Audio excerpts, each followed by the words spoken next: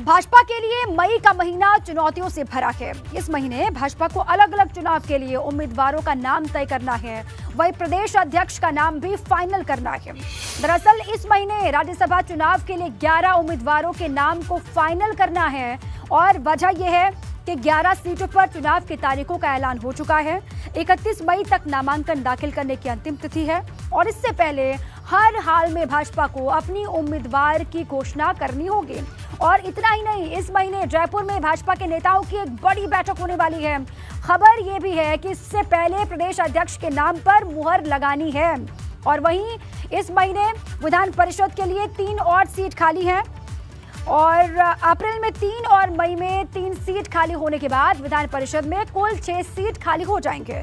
भाजपा को इन सीटों पर अपने उम्मीदवारों का नाम तय करना है और भाजपा के लिए चुनौती ये है कि 2024 के लोकसभा चुनावों को ध्यान में रखकर इन पदों पर जातीय और क्षेत्रीय समीकरणों के हिसाब से नाम फाइनल करना होगा। अब इन चुनौतियों से भाजपा हाईकमान किस तरीके से निपटता है, कैसे इनका सामना किया जाता है, नामों का ऐलान किस तरीके से होता है, क्योंकि 2024 भी बहुत करीब है, इसलिए ये खबर अपने आप में बहुत अहम हो जाती है। चलिए और जानकारी लेते हैं। हमारे साथ अनुभव शुक्ला जुड़ चुके हैं।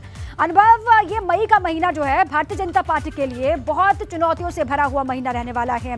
तमाम नाम है राज्यसभा के चुनाव को लेकर भी जो फाइनल किए जाने हैं और उसके बाद प्रदेश अध्यक्ष कौन होगा इसको लेकर भी मंथन का दौर लगातार चल रहा है।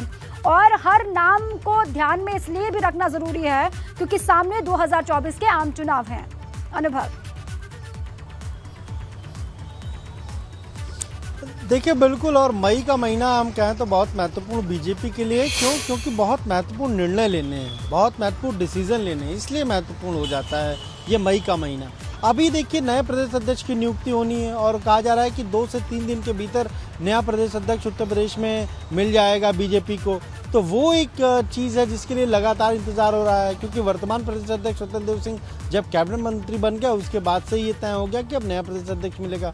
बहुत सारे नाम चर्चा में हैं, तो एक नई नियुक्ति प्रदेश अध्यक्ष की होनी है। इसके अलावा आप देखिए अभी अप्रैल में 3 जो है सीटें विधान परिषद की खाली हुई हैं और अब मई में यही है 25 के बाद जो है वो 3 सीटें और विधान परिषद की खाली हो जाएंगी। तो 6 लोग, आखिर वो 6 लोग कौन होंगे? और ये जो राज्यपाल मनोनीत करते हैं ये वो सीटें हैं, तो वो 6 नाम कौन होंगे जो सदन के सदस्य बनेंगे, जो विधान परिषद जाएंगे बीजेपी की ओर से, तो उसको लेकर भी एक निर्णय लेना है। अब वो नया प्रदेश अध्यक्ष आ जाएगा उसके बाद तय होगा या पहले तय होगा, ये भी काफ़ी महत्वपूर्ण है। फिर आप देखिए जो 4 जुलाई को कार्यकाल खत्म हो रहा था, राज्यसभा के जो 11 सीटें हैं उत्तर प्रदेश में वो रिक्त हो रही थी, उसके लिए कल जो है निर्वाचन आयोग ने नोटिफिकेशन जारी कर दिया है। अब अगर चुनाव की नौबत आती है तो वो 10 जून को वोटिंग होगी, यानी उससे पहले नामांकन की जो प्रक्रिया वो इसी महीने की आखिरी तारीख को है। तो उससे पहले उन सीटों पर बीजेपी किसको लड़ाएगी ये भी डिसीजन लेना है। इसीलिए हम कह रहे हैं कि ये मई का महीना बहुत महत्वपूर्ण है बीजेपी के लिहाज से। नया प्रदेश अध्यक्ष आना है, 6 सीटें विधान परिषद की हैं जो रिक्त हो रही हैं, तो वहाँ पर कौन जाएगा वो काफ़ी महत्वपूर्ण है। और फिर ये जो 11 सीटें जहाँ पर हम कहें राज्यसभा की जो सीटें खाली हो रही हैं यहाँ पर कौन कौन जाएगा। अभी 5 इन 11 में 5 बीजेपी के सदस्य हैं जिनका कार्यकाल खत्म हो रहा है। उन 5 में से किसको बीजेपी रिपीट करेगी? क्योंकि अब बीजेपी 5 नहीं बल्कि 11 में 8 लोगों को भेज पाएगी, जो नंबर उसके पास वर्तमान में विधानसभा में।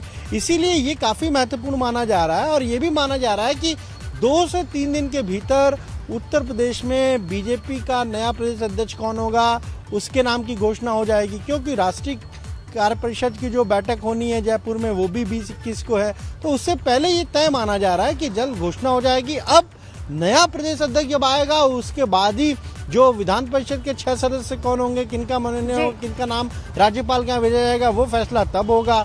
और उसके साथ ही साथ देखिए नए अध्यक्ष के आने के साथ ही साथ बहुत सारी चीज़ें, बहुत सारी चुनौतियां सामने भी होंगी। अब 11 में अगर 8 जीत पाएंगे बीजेपी के लोग राज्यसभा के चुनाव में, तो वो 8 नाम कौन होंगे? क्या 24 के लोकसभा चुनाव को देखते हुए जातीय क्षेत्रीय समीकरणों को बीजेपी साधेगी, उनके भी नाम घोषित करने होंगे। इसलिए ये मई का महीना बहुत महत्वपूर्ण है बीजेपी के लिहाज से, पार्टी के कार्यकर्ताओं के लिहाज से।